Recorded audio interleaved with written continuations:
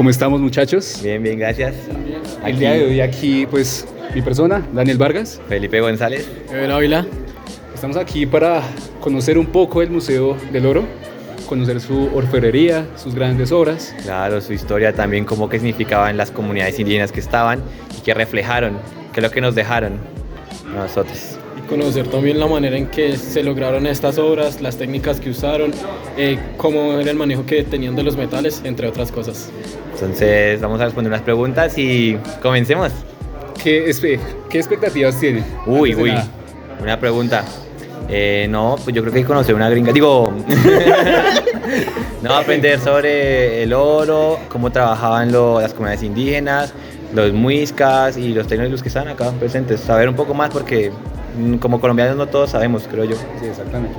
Sí, creo que irnos con más interiorizados de nuestra historia, de ser más conscientes de que ya teníamos ciertas técnicas antes de la colonización, que no éramos simples bárbaros como de pronto se nos refleja en otras partes del mundo. Entonces, no siendo más, empecemos. Vamos.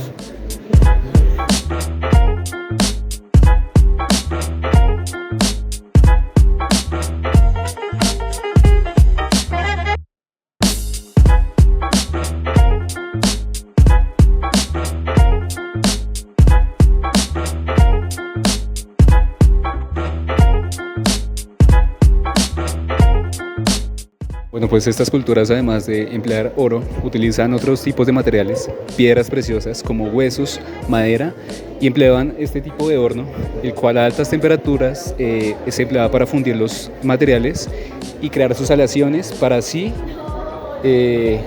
construir sus grandes elementos de prestigio en la sociedad, como lo vemos en las siguientes imágenes.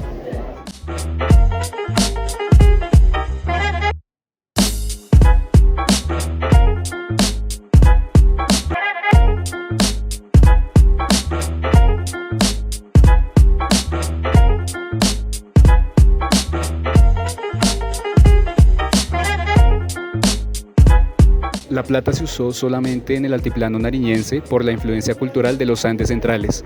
Con aleaciones de plata, cobre, se elaboraron narigueras, orejeras y diademas. La alta maleabilidad de estos elementos hace posible la fabricación de láminas delgadas y flexibles para los objetos de diferentes formas, tamaños y calibres. La orfebrería prehispánica de la actual Colombia se distinguió en Sudamérica por el predominio de la fundición a la cera perdida. Los orfebres fueron maestros en crear adornos y recipientes que modelaban en cera con sus manos y luego transformaban en metal. La cera se obtenía de las colmenas de abejas sin aguijón o de abejas angelita. En Colombia las diversas especies se encuentran desde el nivel del mar hasta los 3.400 metros, especialmente en los bosques húmedos.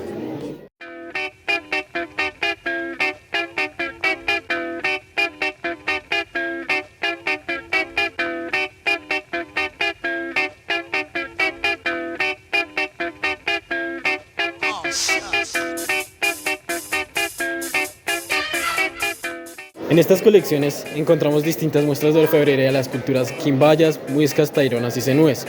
Los periodos que abarcan van desde la época precolombina hasta la colonización y llegada de los españoles. A partir de ahí vemos un cambio radical en los número de muestras de estas culturas.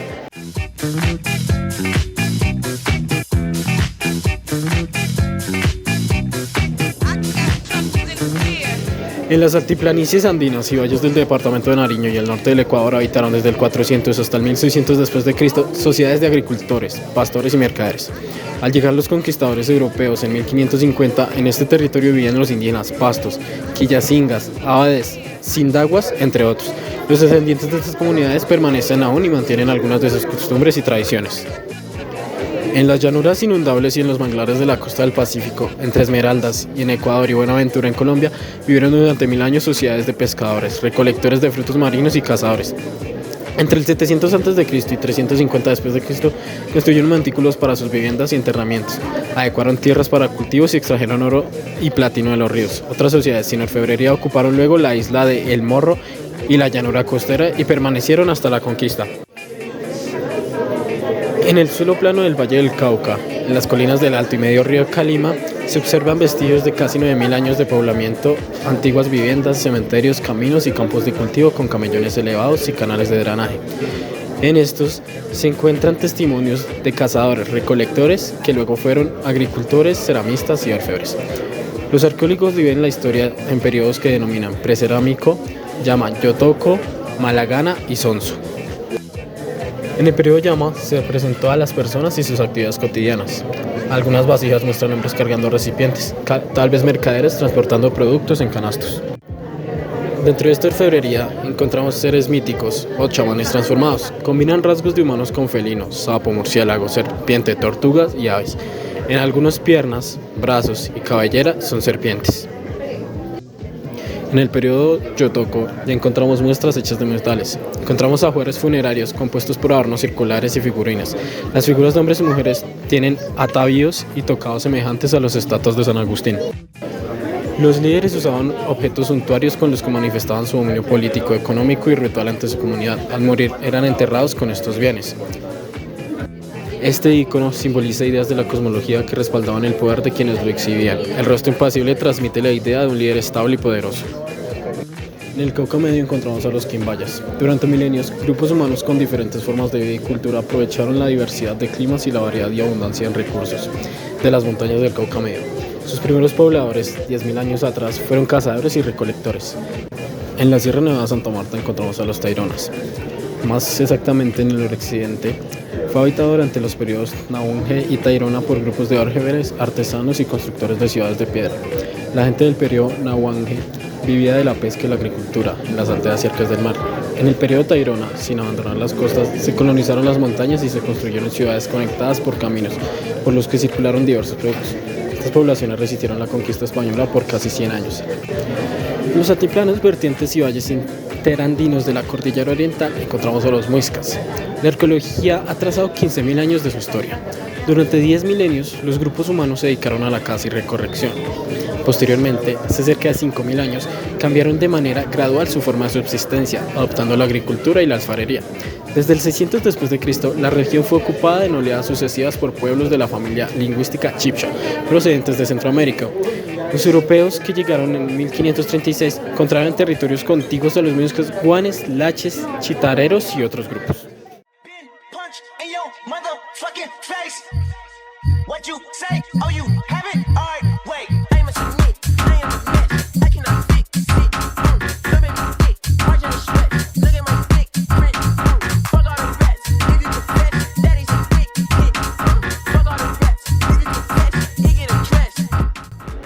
Bueno, ¿cómo están? Acabamos de llegar a esta sala que es de cosmología y simbolismo y vamos a evidenciar qué significan las figuras creadas en oro para todas las comunidades indígenas y entre otras, que pueden ser como el ciclo de la vida, la naturaleza y las deidades. Así que vamos a profundizar un poco más y síganme, vamos.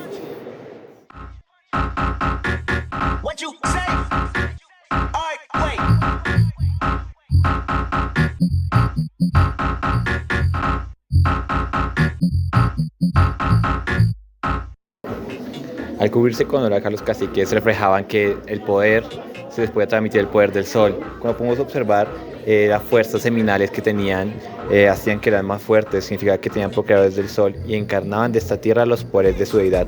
Significa que esta armadura que podemos observar realmente lo que hacía era que les daba ese poder para poder seguir y la deidad del mundo superior. El jaguar fue un símbolo asociado a la religión y al poder desde los tiempos inmemoriales en América. Evidencias materiales y textos revelan que es personaje de alto rango, tenían nombres alusivos a felinos. Utilizaban atavíos elaborados en sus pieles, se pintaban sus manchas y llevaban colas y uñas largas. Como podemos evidenciar en estas obras que están creadas, también hay un dignatario transformado en jaguar que adquiría su fuerza y agilidad. Significaba que esto simbolizaba la fuerza y la habilidad del jaguar cuando el cacique se le ponía. El chamán jaguar también veía con ojos felino a su entorno. Ese es lo que podemos observar, significa que al ponérselo como que atraía o podía tener las cualidades o simbologías del jaguar, igual que sus collares y otros adornos que hacían referencia como a las partes del jaguar, como fueran las uñas o las garras. Los caciques difuntos cubiertos de oro y a veces momificados se guardaban en templos, cuevas y otros sitios especiales. Estos lugares visibles manifestaban los vínculos de los actuales adoratorios en los ancestros momificados. Significaba que a los caciques se les otorgaba esta parte, sus prendas de oro, para que pudieran descansar y ir como a reencarnar en otra vida.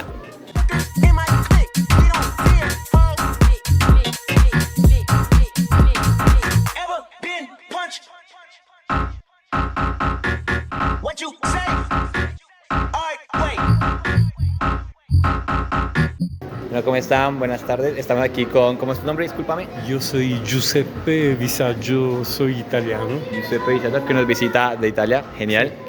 Sí. Queremos hacerte una pregunta.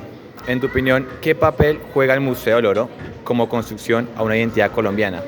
¿Qué opinas del Museo del Oro? He quedado sorprendido porque de verdad da una idea bastante suficientemente interesante e importante de lo que eran las culturas antes de la llegada de los europeos, así en general. Okay, está bien. Muchas gracias, Giuseppe. ¿Y qué es lo que más te ha gustado de Colombia? ¿Ya habías venido antes? No, es la primera vez que estoy en Colombia y la verdad no he conocido mucho. He tenido oportunidad de estar en Cartagena, en Medellín, y Cartagena en particular me ha gustado mucho lo que es el centro histórico, y bueno, aprendí también que la parte externa, ¿cómo se llama? La muralla. La muralla ha sido diseñada por italianos. ¿Sí? Wow, qué bien. Sí, está bien. Vale. Sí, sí. Muchas gracias, Giuseppe. Y Medellín también es bonita, por Dios. Sí, también. Y Bogotá, sí. Todo. Bueno, muchas gracias, Giuseppe, y grazie mille. Gracias. What you say? All right, wait.